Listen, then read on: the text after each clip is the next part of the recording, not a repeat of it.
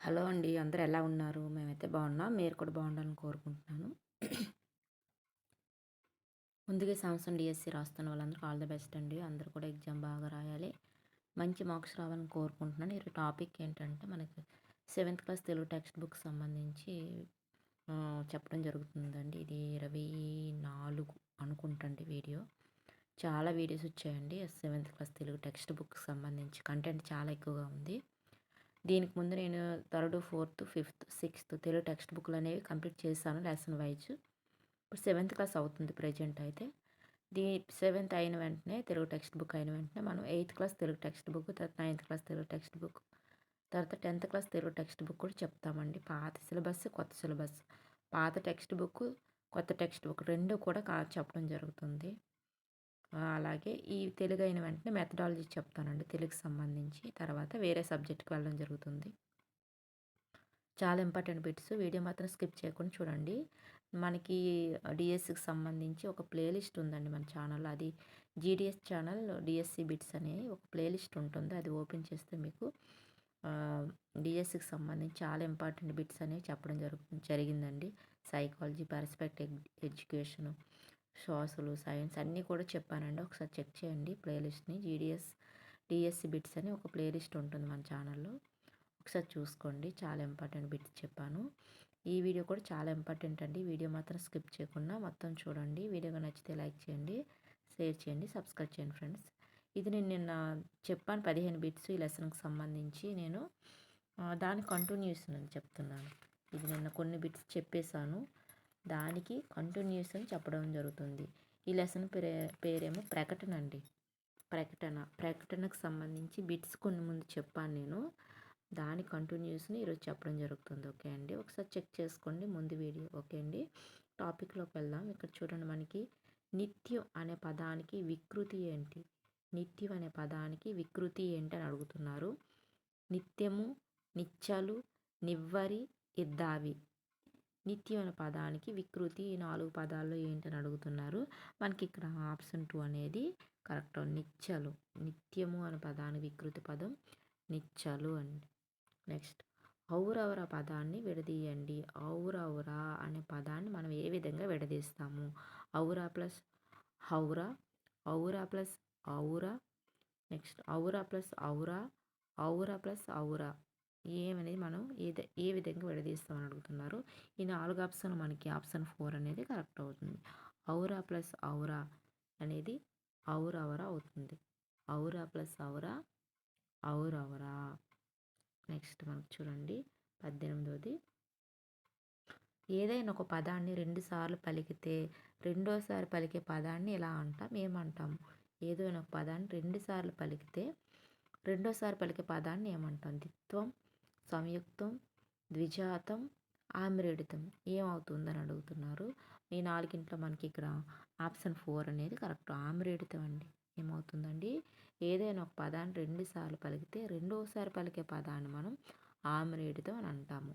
Next, ఎంత plus ఎంత అనే పదాలు కలిసినప్పుడు ఏర్పడే రూపం ఏంటి? ఎంత ప్లస్ ఎంత అనే పదం కలిపితే ఏర్పడే పదం ఏంటని అడుగుతున్నారు. ఎంత ఎంత, ఎంతెంత, ఎంత వెంతలు, ఎంత ఎంతలు. ఈ 4 మనకి ఏది కరెక్ట్ అని అడుగుతున్నారు. మనకు ఆప్షన్ 2 అండి. ఎంతెంత.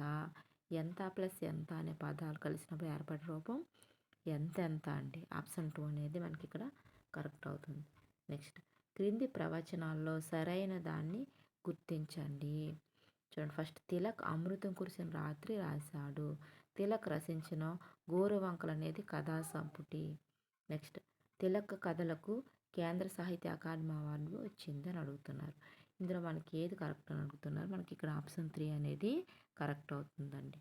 మనకి దీంట్లో తిలక్ రచించిన గోరువంక అనేది కథా సంపుటి. అది మనకి సత్యాలండి.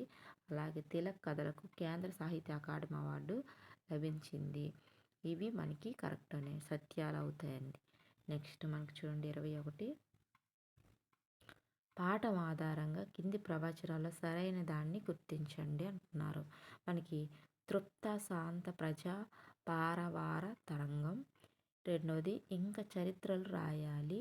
మూడోది ఇక ఇక రాజ్యాలు పరిపాలించాలి. ఇందులో మనకేంటి సత్యాలు అడుగుతున్నారండి. మనకి ఇక్కడ ఆప్షను మనకి ఆప్షన్ 1 అనేది కరెక్ట్ అవుతుందండి. 3 అసత్యాలండి. 3 కూడా మనకి అసత్యాలు. ఏవి కూడా ఇవి సత్యాలు కావు. 3 కూడా అసత్యాలండి. నెక్స్ట్ మనకు చూడండి 22ది. స్టేషన్‌లో టికెట్‌లను జారీ చేయకండి. తరువాత వచ్చే గేయ పాదం గుర్తించండి. స్టేషన్‌లో టికెట్‌లను జారీ చేయకండి అనే గేయ పాదం తర్వాత వచ్చే పద్య పాదం ఏదని అడుగుతున్నారండి. దేవాలయాలు నిత్యం పూజలు చేయండి. అణుబాంబు యుగాంతాన్ని నిరూపిస్తున్నది. సిద్ధాంతాలు చర్చలు ఎవరు చేయడం లేదు. ఎక్కడ రైలు అక్కడే ఆపివేయండి అని అన్నారండి. ఇందులో 4 మనకి ఏది వస్తుంది దాని తర్వాత అంటే మనకి ఆప్షన్ 4 అండి. ఎక్కడ రైలు అక్కడ ఆపివేయండి. స్టేషన్‌లో టికెట్లు జారీ చేయకండి. ఎక్కడ రైలు అక్కడే ఆపివేయండి. నెక్స్ట్ కపోతం పర్యాయ పదాలు ఏంటి? కపోతం అనే పదానికి పర్యాయ పదాలు పావురం, పికం, రెండోది పావురం పారావతం, మూడోది పావురం సుఖం, నాలుగోది పావురం గృద్రం అండి. ఈ 4 ఏంటండి మనకు కరెక్ట్ అడుగుతున్నారు. మనకి ఇక్కడ ఆప్షన్ 2 అండి. పావురం పారావతం అండి. కపోతం అనే పర్యాయ పదాలు ఏంటంటే కపోతం అనే పదానికి పర్యాయ పదాలు పావురం పారావతం అండి. పావురం పారావతం మనకి ఆప్షన్ 2 అనేది ఇక్కడ కరెక్ట్ అవుతుంది. నెక్స్ట్ మనకు చూసుకుంటే పరిమళం అనే పదానికి సమానార్థక పదాన్ని గుర్తించండి. పరిమళం అనే పదానికి సమానార్థక పదాన్ని గుర్తించండి. తావి, గబ్బు, పొల, వేదు. ఈ 4 మనకి ఏంటంటే మనకి ఇక్కడ ఆప్షన్ 1 అండి. తావి. పరిమళం అనే పదానికి సమానార్థక పదం ఏంటంటే తావి. ఏంటండి? తావి. నెక్స్ట్ స్నిగ్ధ అర్థం ఏంటి? స్నిగ్ధ అంటే అర్థం ఏంటి? చిక్కని, నల్లని, ప్రేమ, సువాసన. చిక్కని, నల్లని, ప్రేమ, సువాసన. స్నిగ్ధ అంటే అర్థం ఏంటని అడుగుతున్నారు. మనకు ఆప్షన్ 1 అండి. చిక్కని. స్నిగ్ధ అంటే చిక్కని. స్నిగ్ధ అంటే అర్థం ఏంటంటే చిక్కని. నెక్స్ట్ మనకి 26దండి. ఈ లెసన్కి సంబంధించి లాస్ట్ బిట్ అండి. ప్రకటన లెసన్కి సంబంధించి లాస్ట్ బిట్ అండి ఇది. తండోపతండాలు జాతీయానికి అర్థం ఏంటి? తండోపతండాలని జాతీయ పదానికి అర్థం ఏంటి? తెల్ల తెల్లని, రెండవది గుంపులు గుంపులు, మూడోది మెలివేసుకున్నట్లు, నాలుగోది విరుచుకుబడు. ఈ 4 ఏంటి కరెక్ట్ అవుతుందన్నారండి. మనకు ఆప్షన్ 2 అండి. తండోపతండాలు అంటే గుంపులు గుంపులు. తండోపతండాలు అని జాతీయానికి అర్థము గుంపులు గుంపులండి. ఇవి ఈ లెసన్కి సంబంధించి బిట్స్ అండి.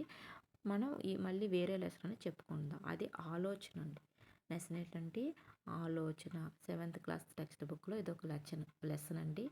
ఆలోచన. వీడియో కానీ నచ్చితే లైక్ చేయండి, షేర్ చేయండి, సబ్స్క్రైబ్ చేయండి ఫ్రెండ్స్. ఈ ఆలోచననే లెసన్ రచించినది దాశరథి కృష్ణమాచార్యులండి. కలం పేరు ఏంటంటే ఈ దాశరథి కృష్ణమాచార్యుల కలం పేరు అంటే దాశరథి అండి. జన్మస్థలం చిన్నగూడూరు, వరంగల్ జిల్లా అండి. చిన్నగూడూరు, వరంగల్ జిల్లా. కాలం 1925 నుంచి 1987 వరకు. 1925 నుంచి 1987 వరకు దాశరథి కృష్ణమాచార్యుల యొక్క కాలం. అతని కాలం పేరు దాశరథి. జన్మస్థలం చిన్నగూడూరు, వరంగల్ జిల్లా. అతను రాసిన లెసన్ ఆలోచన. నెక్స్ట్ మనకు చూడండి అతని యొక్క రచనలు. దాశరథి కృష్ణమాచార్య యొక్క రచనలు ఏంటి?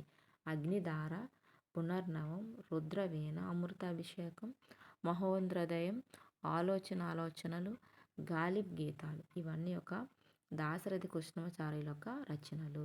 ఇతని యొక్క బిరుదులు ఏంటి? దాశరథి కృష్ణమాచార్యుల యొక్క బిరుదులు ఏంటని అడుగుతున్నారు. మనకి ఇక్కడ చూడండి కవిసింహం, అభ్యుదయ కవితా చక్రవర్తి. అభ్యుదయ కవితా చక్రవర్తి అండి. బిరుదులేంటి? కవిసింహం, కవిసింహ, అభ్యుదయ కవితా చక్రవర్తి అండి. నెక్స్ట్ మనకి పురస్కారాలు చూడండి.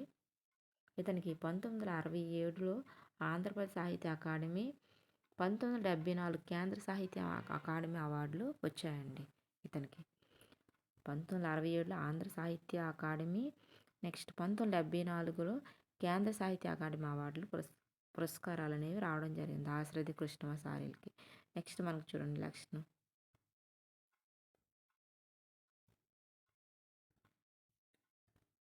సాహిత్య సేవ ఏంటి? సినిమా గీతాలు, నాటికలు, వ్యాసాలు, పీఠికలు రాశారు ఇతను. చూడండి సాహిత్య సేవ ఏంటంటే సినిమా గీతాలు, నాటికలు, హ్మ్, వ్యాసాలు, పీఠికలు రాశారు ఇతను. ఆంధ్రప్రదేశ్ ఆస్థాన కవిగా సేవలు అందించారు ఇతను. ఆంధ్రప్రదేశ్ ఆస్థాన కవిగా కూడా సేవలు అందించారు. తర్వాత సామాజిక సేవ ఏంటి? సాహిత్య సేవ అదండి. సామాజిక సేవ ఏంటంటే హైదరాబాద్ రాష్ట్ర విమోచనోద్యమం చురుకుగా పాల్గొన్నాడండి. ఇతను విమోచనోద్యమంలో చురుగ్గా పాల్గొన్నారు. నెక్స్ట్ ప్రశ్న రూపంలో కొనసాగుతూ అసంఖ్యాకరమైన ఆలోచనలు రేకెత్తించే గేయం ఇదండి. 28 పంక్తుల్లో సమస్త మానవ ప్రపంచాన్ని, విశ్వ విజ్ఞాన శాస్త్ర విషయాలు సారాన్ని కవిత్వంలో సంక్షిప్తపరిచారు ఇతను. నెక్స్ట్ ఈ గేయంలో మొదటి చరణం ఏంటి? మొదటి చరణం ఏంటన్నారు? ఈ గేయంలోని మొదటి చరణం ఏంటి? సముద్రం ఖగోళ శాస్త్ర సమ్మేళనం. రెండో చరణం ఏం భూమి మనిషి పుట్టుకల తీరుని వివరిస్తుంది. ఇందులో విశ్వం ఆవిర్భావం మానవ పరిణామం క్రమంలో కనిపిస్తాయి. ఈ గేయంలో చూడండి మొదటి చరణం సముద్రం ఖగోళ శాస్త్ర సమ్మేళనం గురించి, రెండో చరణం ఏంటి భూమి మనిషి పుట్టుకల తీరుని వివరిస్తుంది. ఇందులో విశ్వ ఆవిర్భావం నెక్స్ట్ మానవ పరిణామ క్రమం కనిపిస్తాయి. నెక్స్ట్ మిగిలిన చరణాలు ఏంటంటే కవి లోకానుభవం నుంచి వచ్చిన చారిత్రక వాస్తవాలు, కవి కళలు, అందమైన ఊహలు, మరో కొత్త ప్రపంచపు ఆశలు, ఆశయాలు, ఆవేదనలు, ఆగ్రహాలతో ఉద్వేగం నడుస్తుంది. కవి సున్నితమైన భావాలు మనల్ని ఆనందానికి, ఆగ్రహానికి గురి చేస్తాయి. ఇవన్నీ లెసన్కి సంబంధించి. నెక్స్ట్ కవి అన్ని ప్రశ్నలు వేశాడు. ఇవి మానవాళికి సంబంధించిన ఆత్మ విమర్శనాత్మక అస్త్రాలు.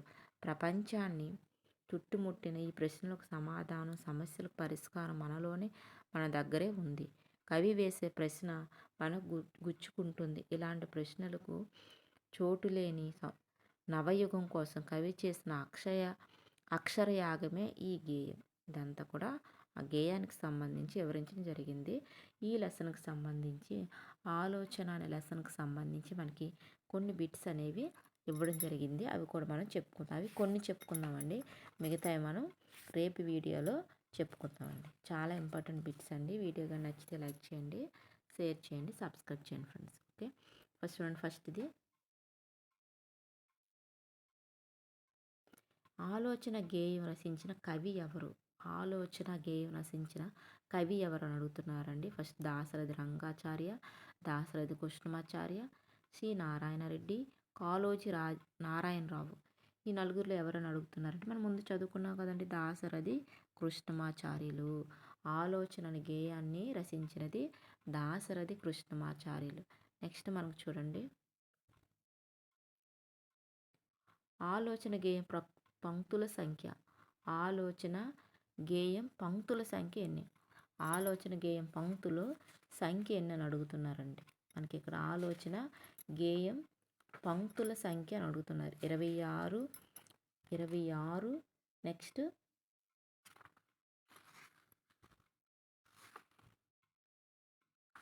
చూడండి 26, 27, 28, 29. 26, 27, 28, 29. మనకి ఇక్కడ ఆప్షన్ 3 అనేది కరెక్ట్ అవుతుందండి. 28 ఆలోచన గేయ పంక్తుల సంఖ్య అంటే మనకి 28 అండి. నెక్స్ట్ మనకు చూడండి ఆలోచన గేయంలో సముద్రం ఖగోళ శాస్త్రాల సమ్మేళనం ప్రస్తావన ఈ చరణంలో కనిపిస్తుంది. మొదటి చరణం, రెండవ చరణం, మూడవ చరణం, నాలుగవ చరణం. మనం ముందే చదువుకున్నామండి. ఆలోచన గేయంలో సముద్రం ఖగోళ శాస్త్ర సమ్మేళనం ఏ చరణం చెప్తుంది, ఏ చరణంలో వస్తుందని అడుగుతున్నారు. మనకి ఇక్కడ ఆప్షన్ 1 మొదటి చరణం అండి. సముద్రం ఖగోళ శాస్త్రాల గురించి మొదటి చరణంలో కవి చెప్పడం జరిగింది.